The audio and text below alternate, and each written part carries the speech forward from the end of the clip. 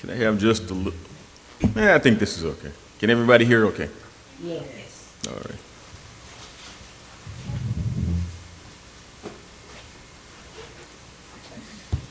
I don't think we realize what a weird time we're living in.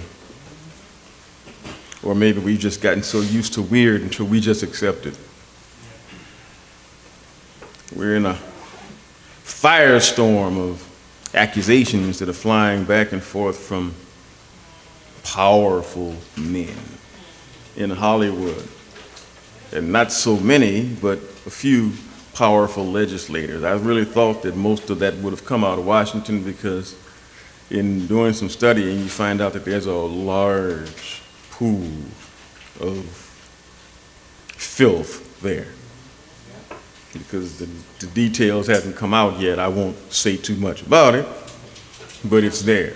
It's just as bad in D.C. As a matter of fact, I go so far as to say it's worse in D.C. because it's mostly teenagers and children. But none of that has come forward. There are a few, like I think it was the guy that had the 10 Commandments in front of his courtroom, and now they're finding out that he had some other stuff going on behind the scenes that they didn't know about.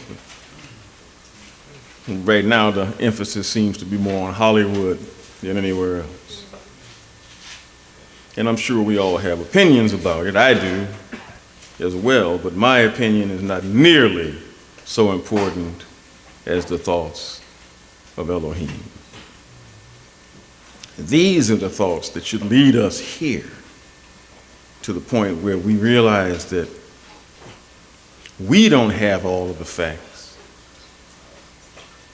and may never have them all on this coil. So let's just kind of watch and not become too judgmental, because judgment is coming.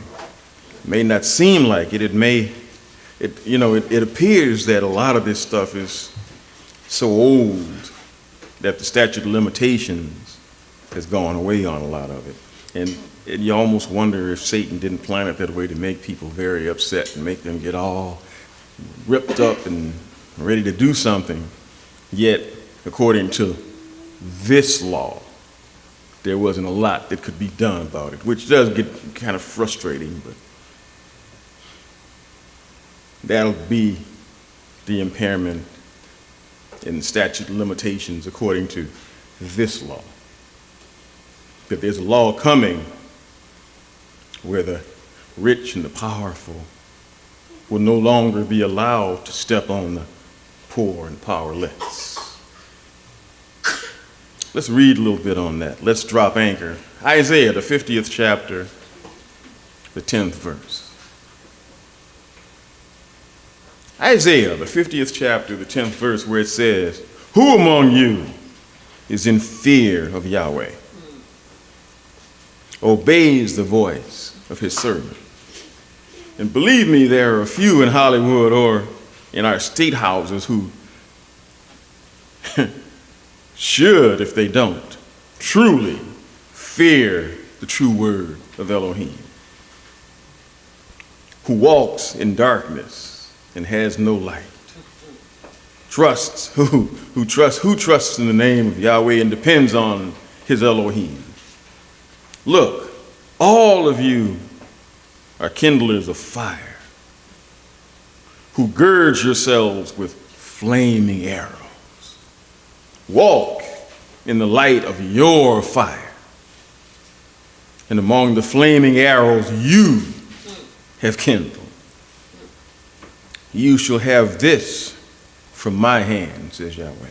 You shall lie down in a place of torment. So don't think it's all over just because nothing happens here. Oh, we can't do anything. The statute of limitations has, and the Father says, mine haven't. Mine haven't. You see, that'll come later, whether they believe it or not. But what we're seeing now is a precursor of yet another prophecy. It's a foreshadowing of what will come in the end.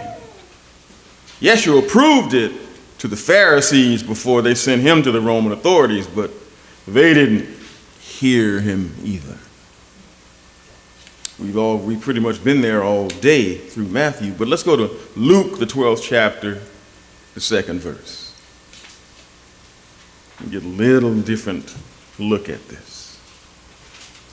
As I said so many times, you sit and think you're working in isolation, and you realize that you're not isolated at all. You're right in the mainstream. Luke, the 12th chapter, the 2nd verse, where it says, "But nothing is concealed that will not be revealed, and secret that will not be made known. Therefore, everything that you have said in the dark will be heard in the light. And what you have whispered in the inner rooms will be proclaimed on the housetops." You see, most of these revelations are not being brought forth to do anything to these people. Most of the charges are so old, as I said, and the statutes of limitations have run out on them, and these charges have come too late to be brought in and prosecuted under the statute law changes, even the ones that have been made since these things began. A lot of states have restructured it where they say that they can go after some of these people. So don't be shocked when you see few, if any, of these charges stick. Because there's also that little thing that a lot of people don't know about called the EPF law, ex post facto, or before the law came after it happened, therefore we can't put it back under it. Oh, some may be fired. Sorry, Charlie. Or am I? No opinion. Some may be fired, but when rich men are fired, it's like throwing meat at Teflon. It has no effect. They just go on and make money else other ways. This is the dark side of trying these cases in the press rather than in a courtroom. Justice never seems to arrive. But again, as we believers know, no one will get away with any of this. Let's go to Revelation, the 20th chapter, the 11th verse. Revelation, the 20th chapter, the 11th verse, where it says, "And I saw a great white throne, and the one who was seated on it, from those present, earth and heaven fled. And a place was not found for them. And I saw the dead, the great and small, standing before the throne. And books were opened. And another book was opened, which is the book of life. And the dead were judged by what was written in the books according to their deeds." Now, I know a lot of these people don't believe this, but they're going to go to sleep one day and wake up and think, wow, I got away with,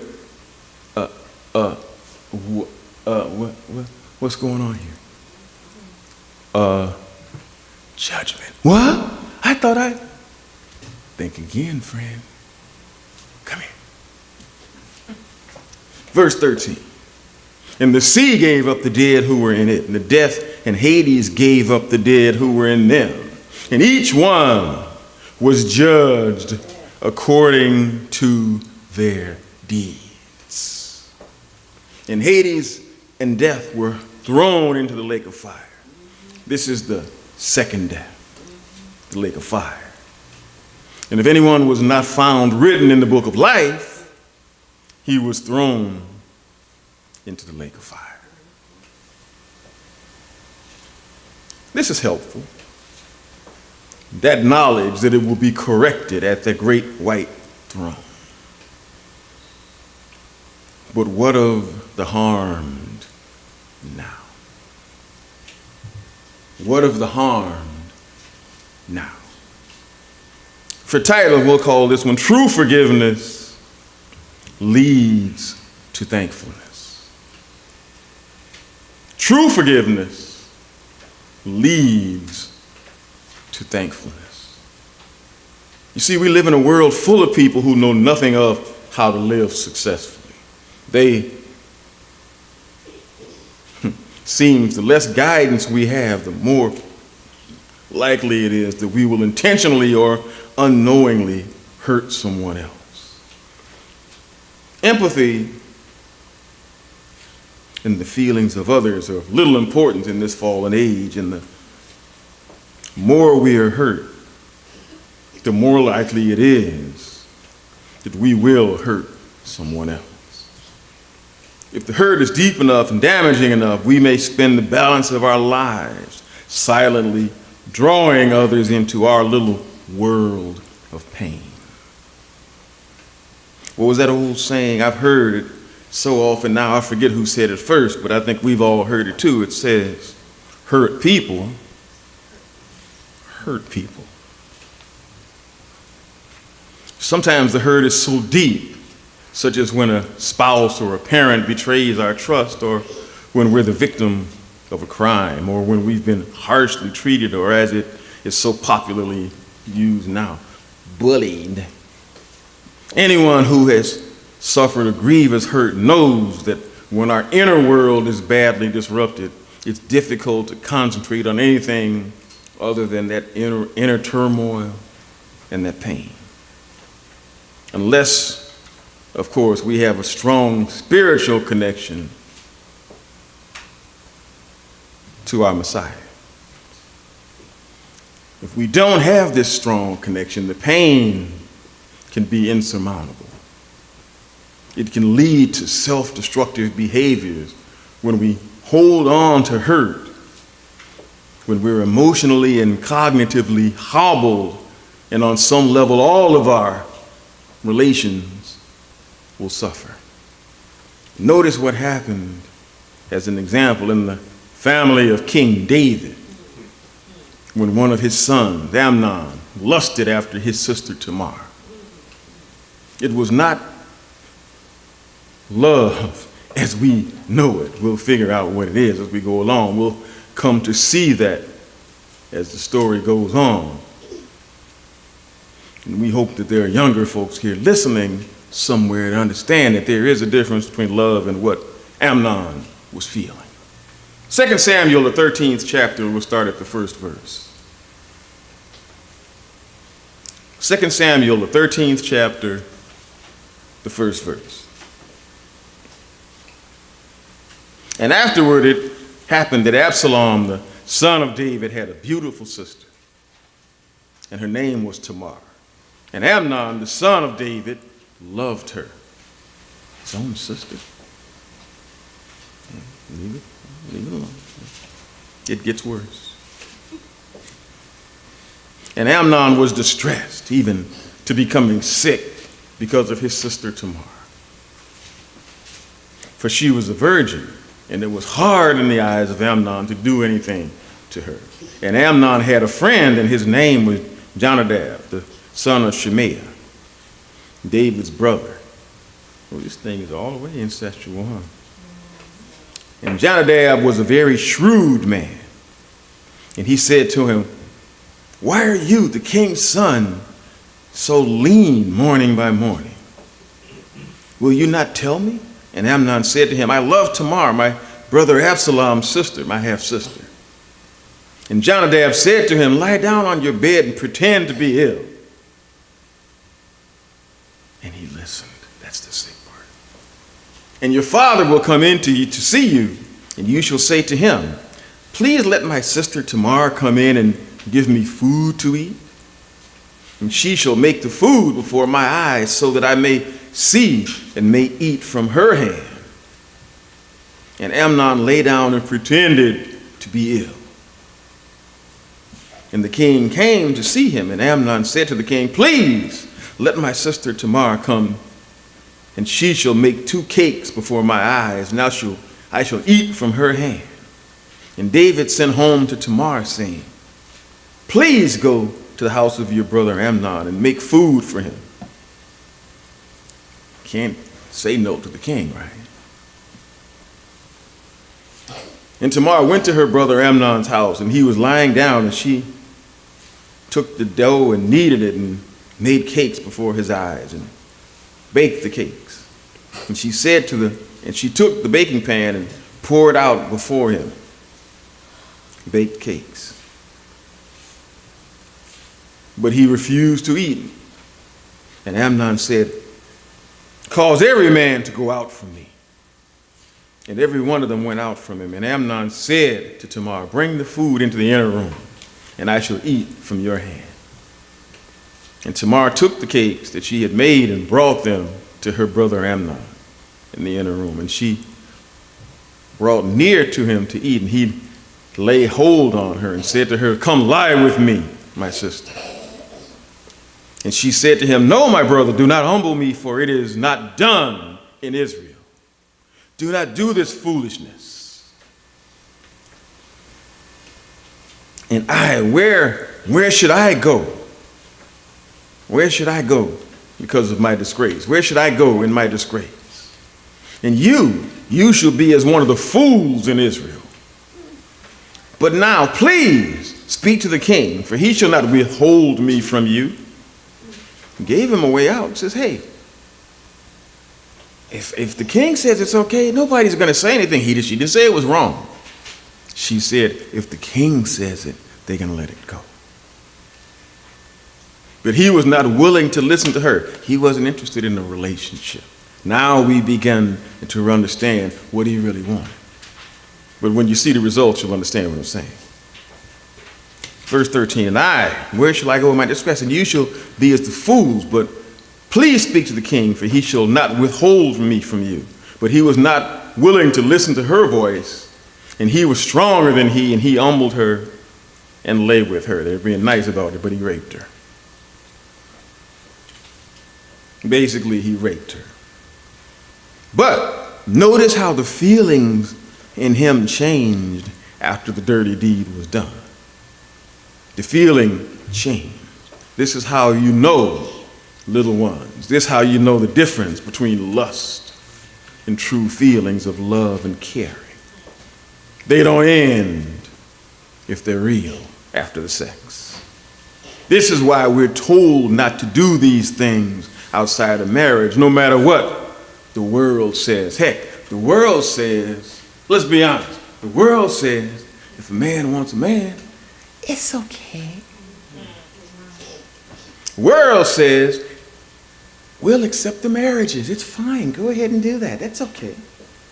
The world says you can wake up one morning and say, I want to be a woman. I mean, the next day I'll be a man, and the next day I'll be a sheep or something else. Whatever I want, I can be that. And it's okay. That's not what the Father said. Verse 15. And Amnon hated her with a very great hatred. Don't miss this, little ones. Don't miss this. So that the hatred with which he hated her was greater than the love which he had loved her, which wasn't real in the first place. And Amnon said to her, get up and go. And she said to him, no, for this evil is greater than the other that you have done to me, to send me away. But he was not willing to listen to her, and he called his young men who attended him and said, now, put this one. This one? Put this one out from me, and bolt the door after her. And a long tunic was on her, for so the virgin daughters of the king usually dressed. And his attendant brought her robes outside and bolted the door after her. And Tamar put ashes on her head and tore the long tunic on her and put her hand on her head and left, going on and crying out. And her brother Absalom said to her, has your brother Amnon been with you? But now, my sister, keep silent. He is your brother. Do not set your heart on this thing. And Tamar lived in the house of her brother Absalom, but she was desolate. And King David heard all these things, and it angered him very much. But Absalom did not speak either good or evil with Amnon, for Absalom hated Amnon because he had humbled his sister. Now, if you go through chapters 14 through 19. This is quite a long story. I couldn't go through it all, or you'd be here until nightfall. It's long, but it takes you through the whole gamut of feelings and actions that can burst forth if you don't find some way to quell the beast of anger that can come up within us when we're wronged and unable to get over it. Whether it is us being harmed or a loved one being harmed, it changes not. You get angry, and if you don't have some logical way to resolve that anger, it just gets worse. It's like disease that's not treated. It just gets worse. And eventually, you feel like you've got to do something.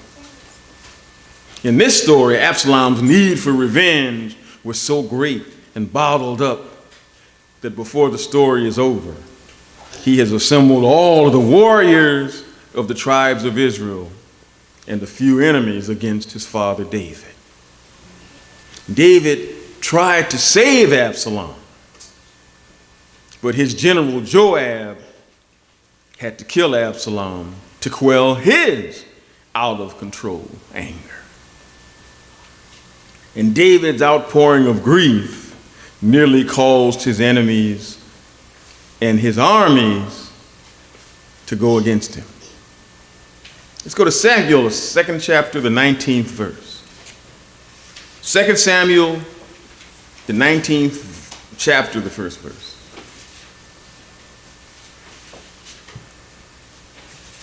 2 Samuel, the 19th chapter, starting at the 1st verse, it says, "The king was shaken." None of this may have come forward had he done something at that time. Because when he didn't do anything, Absalom took it to say he didn't care. And he took it upon himself to do what he did, and it ended in his death. But when he looked up and started to see the deaths piling up, now David is shaken, and he's upset. The king was shaken, so he went up to the chamber over the gate and wept. And he walked, he cried, "My son Absalom, oh my son Absalom. If only I had died instead of you. Absalom, my son, my son." Then Joab was told, "Look, the king is weeping and mourning over Absalom." They probably thinking to themselves, they ought to be happy. Got that good-looking piece of filth out of his life. This guy had hair down to his shoulders. He looked like, think of The Rock with long hair. Long hair. This guy looked like a supermodel, but he was a king, or he wanted to be a king.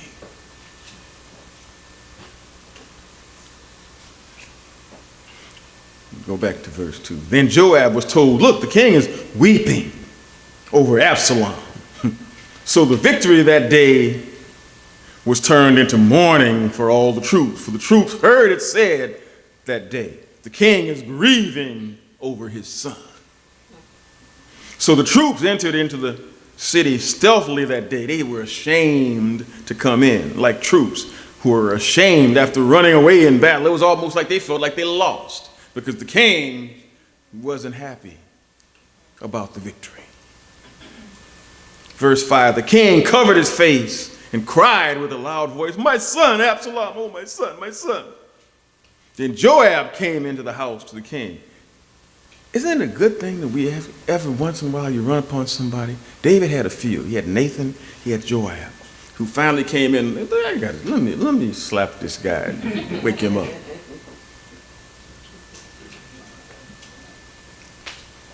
Joab came into the house of the king and said, "Today you have humiliated all your servants, who this day have saved your life. The lives of your sons and daughters, and the lives of your wives, and the lives of your concubines." He made that point because that was the last thing that he did before he was killed. Absalom went back into the king's house. and began raping his concubines. Go back through 14 through 19, you'll read it there. Verse 7, by loving those who hate you and hating those who love you, for you have shown today that officers and officials are nothing to you. For today I realize that if Absalom were alive and all of us were dead, then it would have pleased you well. Imagine how much different this would have turned out if Absalom somehow would have been able to go to Amnon, and work this thing out, or forgive him, or at least even if they just went out in the back and did what brothers do when they get mad at each other like that. Hopefully, none of us has ever had anything of this magnitude happen to us. But in one way or another, some of us may have. In any case, forgiveness in a case like this is not easy. Nothing truly worth having in any case or achieving in any case is easy, but the benefits far outweigh anything. Far outweigh anything gained by hanging on to the anger and hanging on to the hatred. Forgiveness is not about goodness. It is about extending mercy to those who've harmed us, even if they don't deserve it. It's not about finding excuses for the offending person's behavior. We may never find out or need to know why they did it. At any rate, it has now happened, and now we have to deal with it. And there's no quick formula you can follow to achieve this forgiveness. Forgiveness is a process with many steps that often move forward in anything but a straight line. Because of the complexity of the human mind placed under constant duress, clinical psychologists argue that much of human behavior is the result of psychological reactions that we develop to resolve recurrent problems in our living environment. As we are biologically programmed to survive, psychologically, when a person feels fearful and hurt all the time, usually due to inappropriate neural functioning because of odd things that happen in our lives. Everybody has one. I won't name any, because if I name one, you'll limit it to that, and you'll skip all over all of the ones we've been through personally and say, oh, he's not talking about that. I'm talking about all of it. These things happen because of inappropriate neural functioning, because of inappropriate functioning in our environment, whatever that environment is. I won't name any because I don't want to skip any. A person can feel threatened by things in that environment, and people that present no true threat to them in reality somehow may evoke those feelings in this negative living environment. Telling a truth about them that may be something that they refuse to see, or something that they believe is necessary for their survival in this harsh environment, and it may set them in this odd mood of doing things that maybe shouldn't be done. This can happen with people who have been raised in a violent home or have been raised in a rough neighborhood where violence and insults were the norm. Fight or flight syndrome kicks in and puts them in offensive mode when the other person, all they did was told a truth about them. So now they start lying. They lied on me, so I'm gonna lie on them too.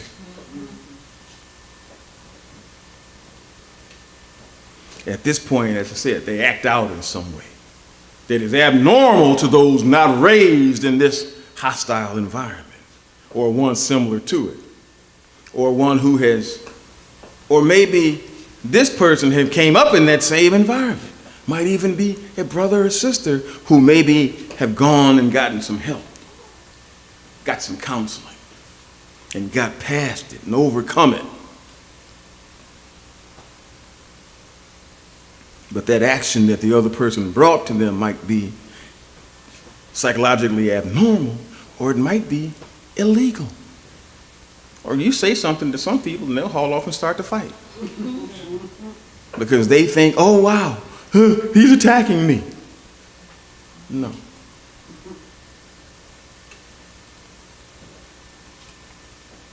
Or sometimes they'll just become uncivil. You ever go walk up to somebody, you say something, just trying to just point something out. Oh, you forgot to do this, or you forgot to do that. You so and so. Next thing you know, they're cussing, going off. Fight or flight. You don't know why. It's just how it is.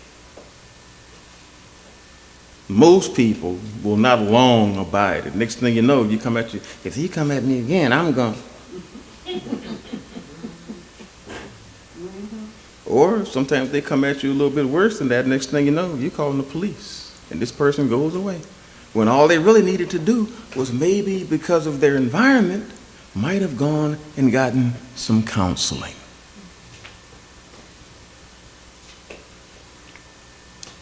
But in this world, they're snatching away anything that they don't want, that they have to pay for, we have fewer and fewer mental health options.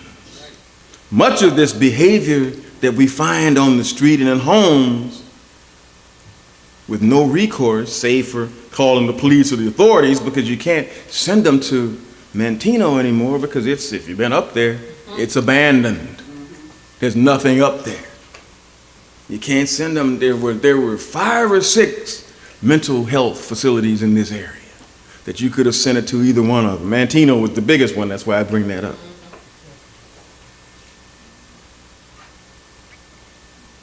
But with no authorities there, these people are walking around the streets, ticking bombs, just waiting for you. You might walk up to them and say good morning, and they take it the wrong way. The next thing you know, there you go.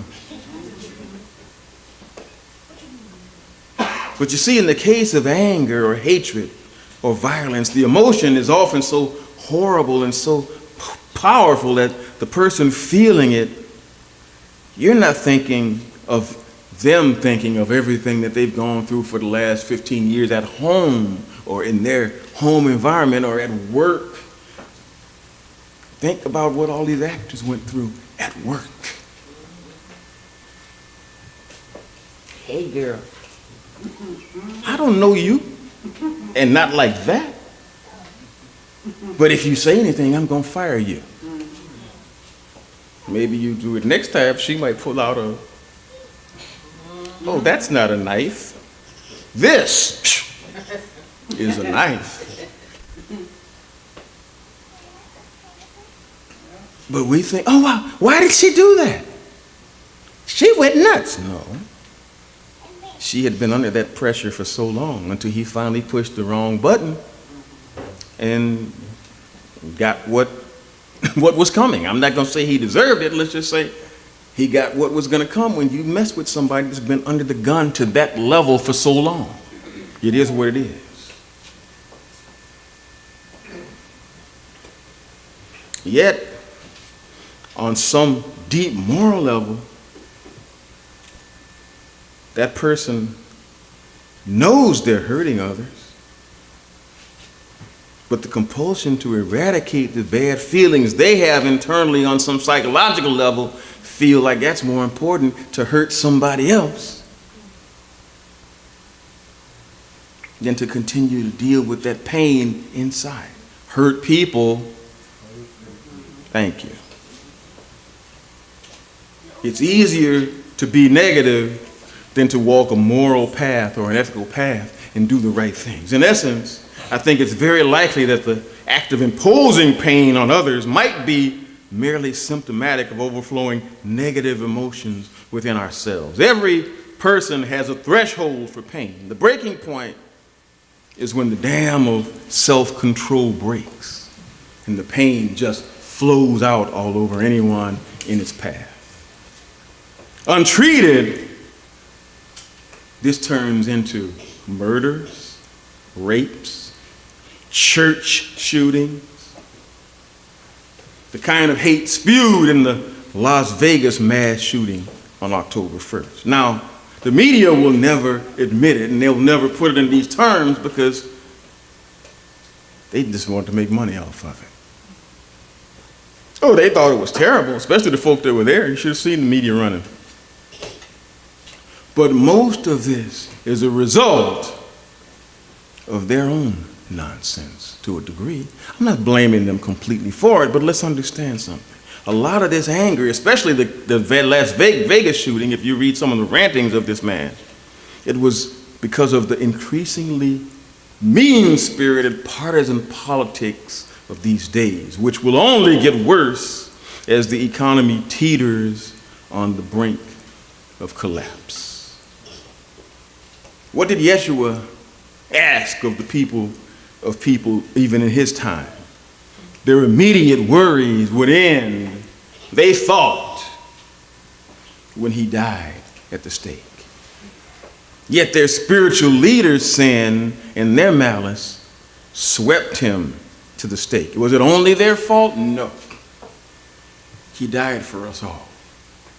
But there were some direct causes along with it. Luke, the 23rd chapter, the 26th verse. We spent a little time there, so this won't be odd for anybody that was here this morning. You've heard it before. Luke, the 23rd chapter, the 26th verse.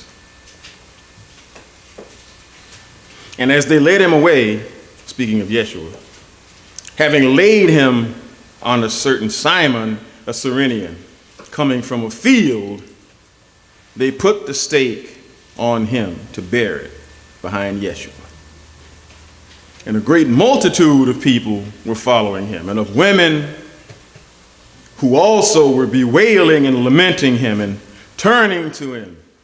Yeshua said, "Daughters of Jerusalem, do not weep over me, but weep over yourselves and over your children.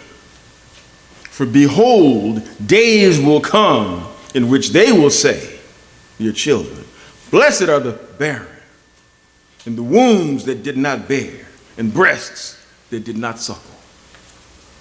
We're living in similar days right now.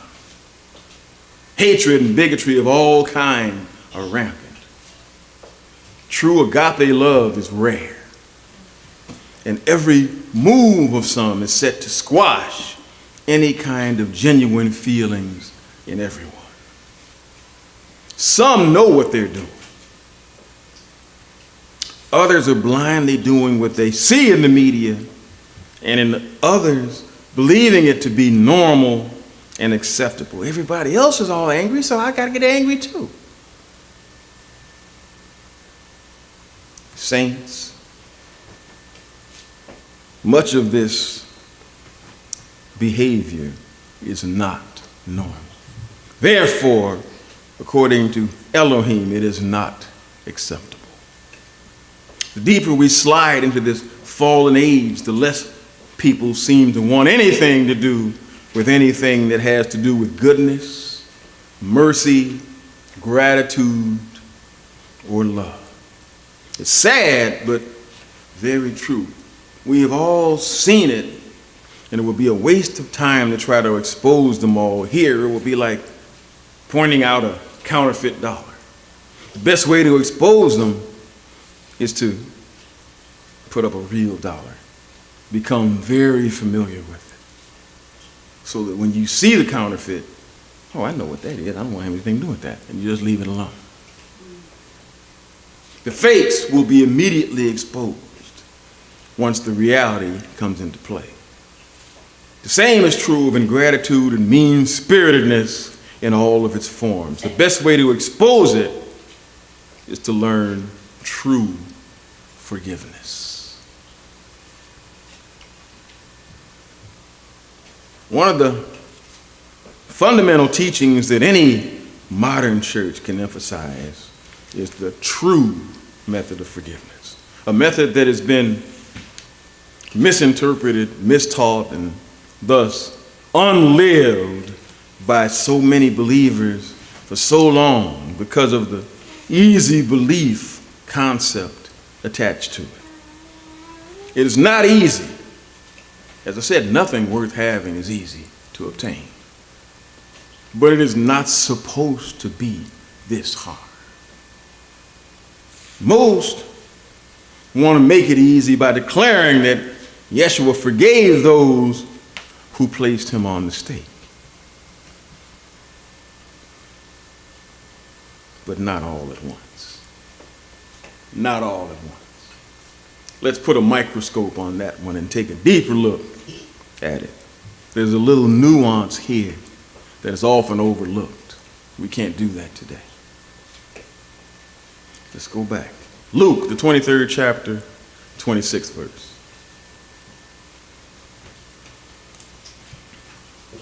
Luke, the 23rd chapter, the 26th verse, where it says, "And when they led him away, they laid hold upon one Simon of Cyrene, coming from the country, and laid on him the staros, or stake, to bear it after Yeshua, who had been beaten to the point where he was so weak he couldn't carry it anymore. And they followed him, a great multitude of the people and of the women, who bewailed and lamented him, saying, but Yeshua, turning unto them, said, Daughters of Jerusalem, weep not for me, but weep for yourselves and for your children. For behold, the days are coming in which they shall say, Blessed are the barren, and the wombs that never bare, and the breasts that never gave suck. Then shall they begin to say to the mountains, Fall on us, and to the hills, cover us. For if they do these things in the green tree, what shall they do in the burnt and the dry? In other words, if they do this while times are good, what are they going to do when the market crashes? 32. And there were also two others, malefactors, led with him to be put to death. Now understand that these two men, as I said earlier, were with Barabbas, robbing. So they knew they had no way out. They'd been caught. And had things been on the level, they would have gotten Barabbas too, whose name was, for those who didn't know, Yeshua har Barabbas. 33. And when they came onto the place which is called the Skull, there they crucified him. And the malefactors, one on the right hand and the other on the left. And Yeshua said, don't miss this. Forgive, Father, forgive them, for they know not what they do. And parting his garments among them, they cast lots. In other words, they gambled for the lot, for his clothes, because his clothes were so expensive, they could have made money from them. Now, notice, well, we'll get to that.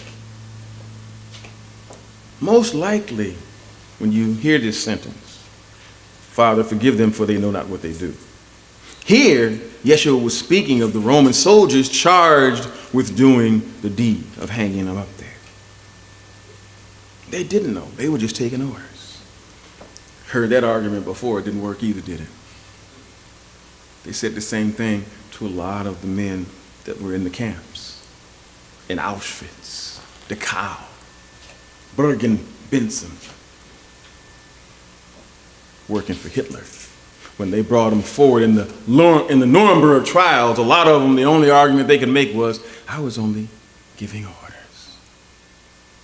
In a death for life situation, you have one order. Let live. Now, of course, if you do that, the people that hired you or drafted you are going to kill you. You know that going in. But if it happens, rather than to take a life, wouldn't you rather go into the next life having lost yours, trying to save theirs? No, most people went and killed him, and then they go for a man because they fear man more than they fear God. And they say, oh, we were just taking orders. So did this let them off? Not up there, only down here.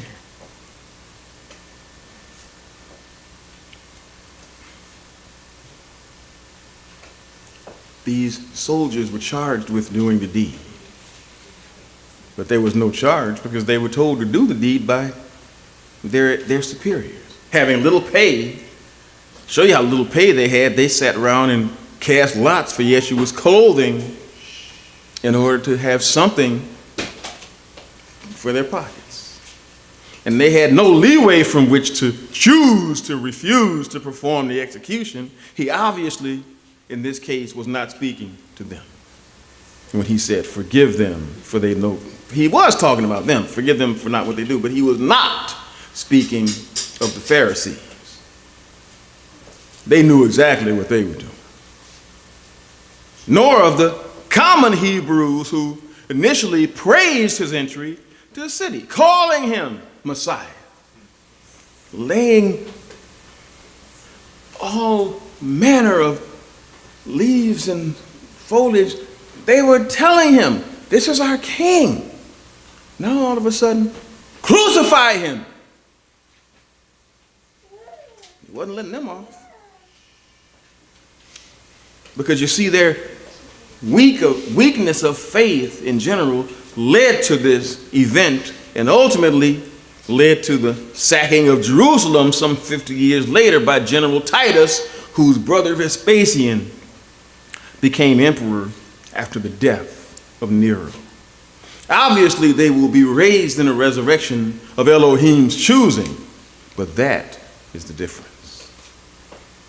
Elohim can kill or forgive totally at his will because he can create or destroy at his will. Kill or resurrect at his will. All power is in the hands of the Godhead. But notice what Yeshua is striving to portray for us here. A heart that is ready and willing to be wounded again and again for the sake of love.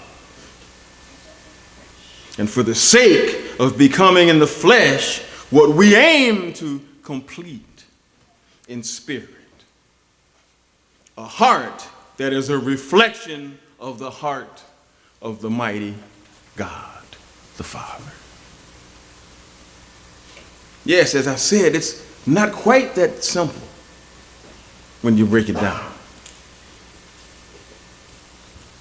We have to be careful who we deal with, because when you've got so many people out here with so many levels of mental illness, so much hatred, so much anger, and sometimes you getting caught up with these people, the association you make may cause you. Because, and don't say that you can be with somebody, I don't have to do what they do. No, you don't have to. But how many times, think of your own life. How many times you've been in a group with somebody and all of a sudden they say, let's go do this. Next thing you know, you're doing it. Afterwards, you're like, wow, I'm glad it didn't get as bad as it could have been. I could have killed somebody. I could have hurt somebody. I could have done this to somebody. You have to be careful who you associate yourself with. We are not to associate with people that we know do not have our best interests or our faith at heart. I'm not talking about work. I'm talking about when you decide you're going to hang out with this person. Make sure you know who you're dealing with. Many never look at these scriptures when they throw their hearts open to forgive everyone 70 times 7. Psalms, the first chapter, the first verse. Psalms, the first chapter, the first verse, where it says, blessed is the man that does not walk in the counsel of the ungodly, nor stand in the way of sinners, nor sit in the seat of the scornful. You don't hang out with people who you know are not only not believers, but hate this way of life and laugh at it, looking to embarrass or malign believers, but smiling in our faces the whole time. The psalmist warns us of who to spend our time with in verse 2. Psalms, the first chapter, the second verse. But his delight, talking about the people you should be hanging out with, his delight is in the law of Yahweh. And in his law he meditates day and night.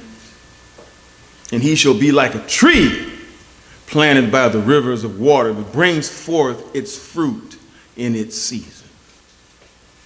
His leaf also shall not wither, and whatever he does shall prosper. But we don't always know, do we, who we're dealing with. The hypocrites and fakers can be right in front of us, right among us, right with us. Know this about folk who will, you ever see those that leave and come to the feast with you in hypocrisy? 2 Peter, the second chapter, the 13th verse. 2 Peter, the second chapter, the 13th verse.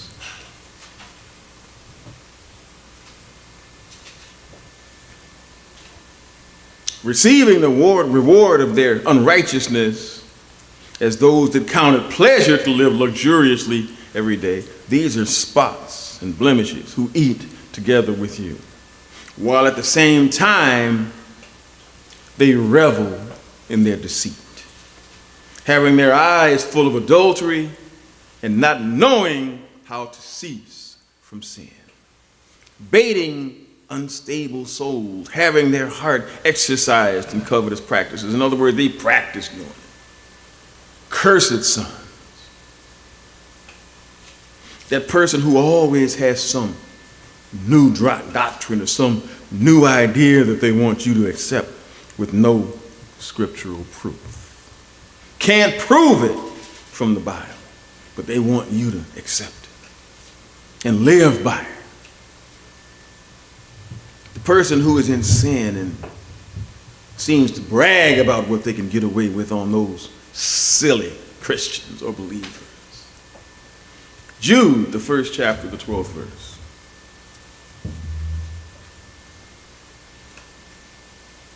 Jude, the first chapter, the 12th verse. These are spots in your feasts of charity. When they feast with you, feeding themselves without fear. Clouds they are without water.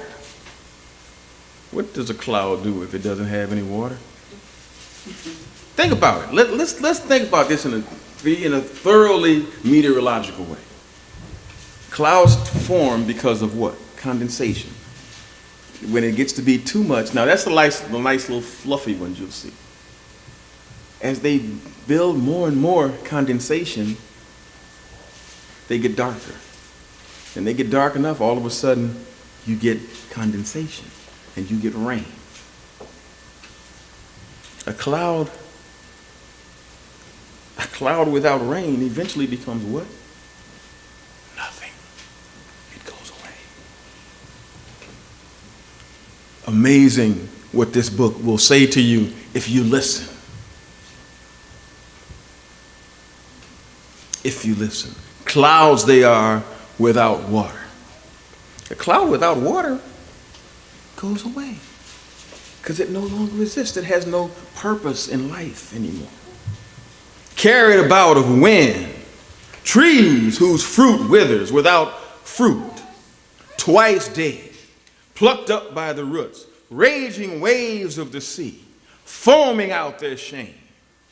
Wandering stars to whom is reserved the blackness of darkness forever. The best description I've ever heard of death.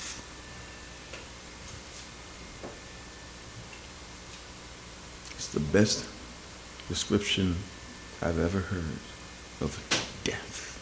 And most people read all over it and don't even know what it's talking about. Psalms, the first chapter, 4th verse. Let's finish that.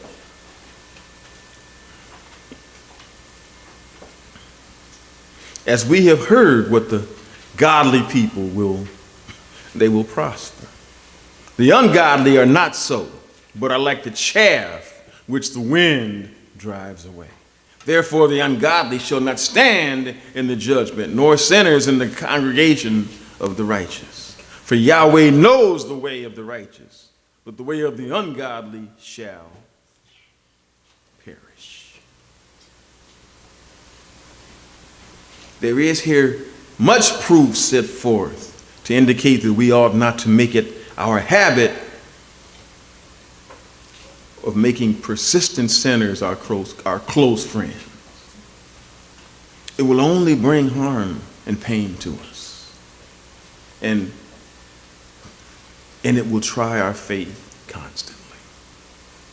Having chosen our close associations wisely, we will find our ability to do the will of Elohim. That still won't be easy. But the paths will be made more clear. Each specific case will need to be dealt with according to wisdom. Some sins must be treated differently than others, as some sins have more lasting and grave consequences, like what Amnon did. But the forgiveness is necessary in all.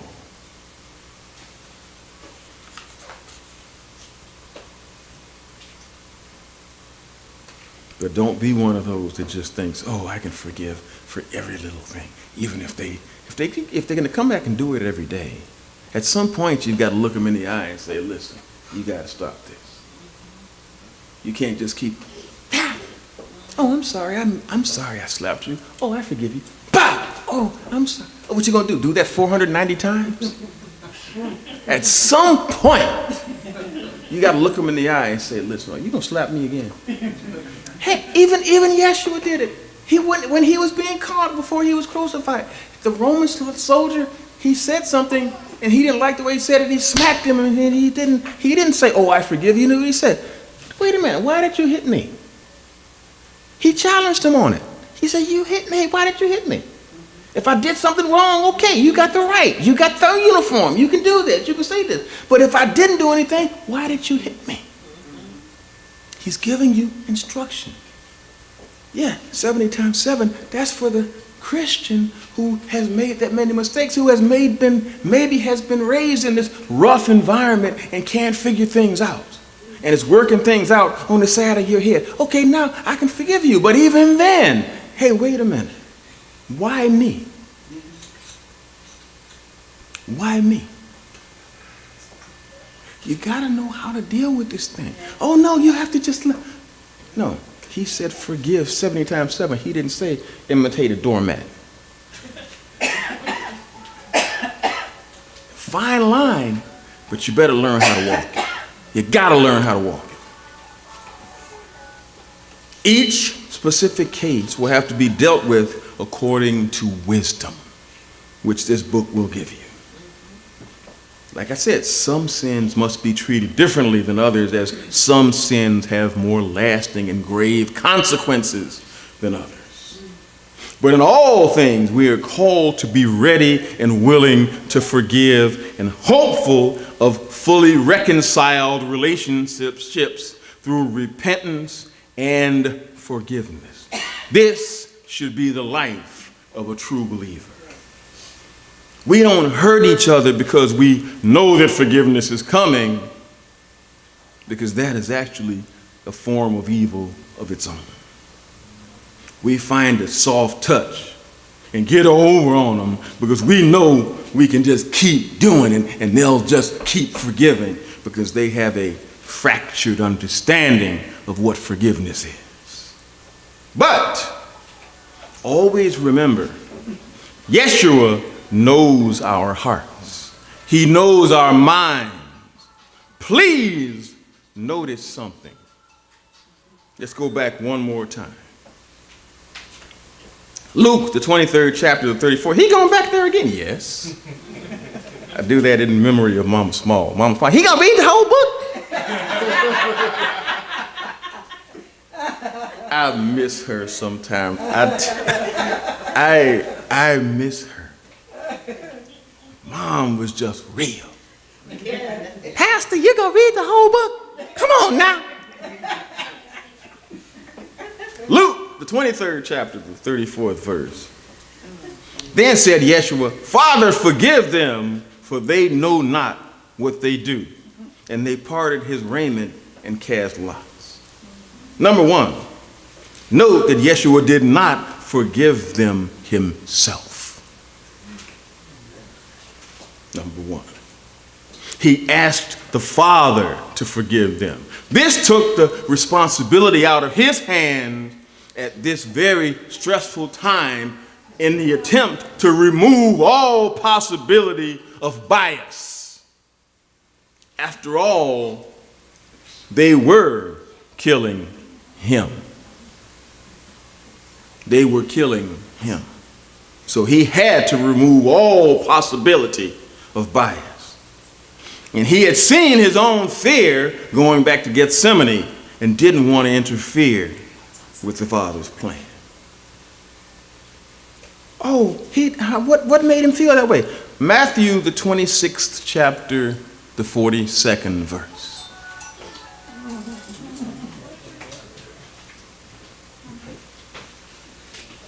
Matthew, the 26th chapter, the 42nd verse, for those who think I'm kidding. He went away the second time and prayed, saying, O my Father, if this cup may not pass away from me, except I drink it, your will be done. So even recognizing the possibility of the level of fear that was there, he turned the decision over to the Father. Yeshua wanted to make sure that there was no unfairness in the judgment even of these soldiers at this time.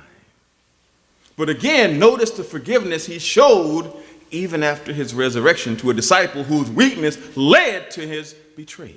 Let's go to Matthew, the 26th chapter, the 69th verse.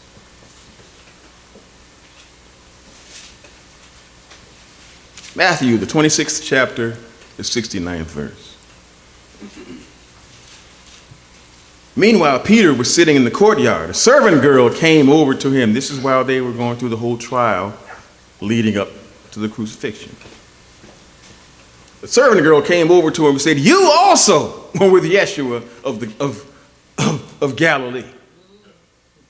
But he denied it before evening, saying, I don't know what you're talking about. When he went on to the porch, another servant girl saw him, and she was obviously from Capernaum. She said to those who were there, This man was with Yeshua HaNazareti. That's how they spoke in Capernaum. They mostly spoke they didn't speak Hebrew, everybody. But she went to him and says, This man was with Yeshua HaNazareti. Again, he denied it with an oath. I don't know the man. Strike two. And later, while some of the bystanders approached Peter and said to him, Surely you're one of them too. Your accent gives you away. Then he began to curse and swear and gave an oath. I do not know the man. Right then, a rooster crowed. Strike three. Then Peter reminded himself of the word Yeshua had said, Before the rooster crows, you will deny me 3 times. And he went away and wept bitterly. Let's go to John, the 21st chapter, the 2nd verse.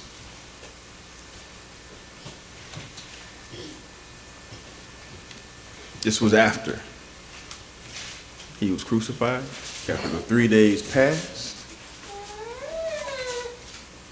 And he came to them 3 times to show he was alive. John, the 21st chapter, the 2nd verse. John, the 21st chapter, the 2nd verse. Simon Peter, Thomas, called the twin, Nathanael of Cana in Galilee, the sons of Zebedee, and 2 of the other disciples were together. Simon Peter said to them, I'm going fishing. We're coming with you, they said, and they went out and got into a boat. And that night they caught nothing. At dawn, Yeshua stood on the beach. But the disciples didn't know it was Yeshua. So Yeshua said to them, boys, you don't happen to have any fish, do you? He knew they didn't. No, they answered him. He said to them, throw the net off the right side of the boat and you'll find some. So they threw the net and they were not able to haul it in because of the great number of fish. Therefore, the disciple whom Yeshua loved said to Peter, it's the master. When Simon Peter heard that it was the master, he tied his outer garment around himself, for he was stripped down for his work, and threw himself into the sea. Then the other disciples came into the boat, and about 200 cubits offshore, dragging the net full of fish. And when they got out onto the land, they saw a charcoal fire with fish placed on it and bread. Yeshua said to them, bring some of the fish that you've just caught. Simon Peter went aboard and hauled the net to shore. There were 153 fish, many of them big, but the net was not broken. Yeshua said to them, come, have breakfast. But none of the disciples dared ask him, who are you? Knowing it was the Messiah. Yeshua comes and takes the bread and gives it to them, and likewise the fish. This was now the third time that Yeshua was revealed to the disciples after he was raised from the dead. When they had finished breakfast, Yeshua says to Simon Peter, Simon, son of John, do you love me more than these? Yes, master, he said to him, you know that I love you. He said to him, feed my lambs. He said to him again a second time, Simon of John, do you love me? Yes, master, he said, you know that I love you. He said to him, take care of my sheep. He said to him a third time, Simon, son of John, do you love me? Peter was grieved because he said to him a third time, do you love me? And he said to him, Lord, you know everything. You know that I love you. Yeshua said to him, feed my sheep. Messiah begins with the full forgiveness of Peter's sin during his martyrdom. He does not reproach him with his fault, but judges the source of evil that produced it, his own self-confidence. Peter had declared that if all should deny Yeshua, yet he at least would not deny him. Messiah therefore asks him, and this is why, love me more than these? And Peter is reduced to acknowledge that it requires the omniscience of Elohim to know that he had boasted of having more love than all the others. Had really any affection for him at all. And the question thrice repeated must indeed have searched the depths of his heart. Nor was it till the third time that he says, you know all things. You know that I love you. Yeshua didn't let his conscience go until he had come to this. He felt his need or had committed the fault. When humbled by his fall and brought to entire dependence upon grace, all abounding grace then displayed itself. And he was released from the sin of betrayal. You see, Messiah commits that which he most loved to him because of his repentance and restored love. This is what's supposed to happen, where if somebody slaps you and you challenge them and they say they're sorry and they slap you no more. They steal from you and you challenge them and they steal from you no more. They do something to you and they do it no more. The cycle ends, and it ends in love. That's what's supposed to happen. That's what it's supposed to happen. This grace that was given to Peter, he earned it through a full cycle of sin, repentance, and forgiveness. Out of that came a thankfulness that sent him into the countryside preaching and healing and doing a great many things. You can read all through the Acts that prove who he is and what he did because of the grace that was bestowed to him. Giving Peter this supreme confidence to lead his sheep in not his own confidence, but the full awareness of the eternal reward coming from Elohim. This knowledge above any other should lead us all to be able to deal within this cycle of repentance, calling out, and forgiveness. Knowing that if we continue to do this until the end, we will be in a great, forget about thanksgiving, you'll be in a great state of thankfulness because you will find yourself where? In the kingdom of God. The kingdom of Elohim.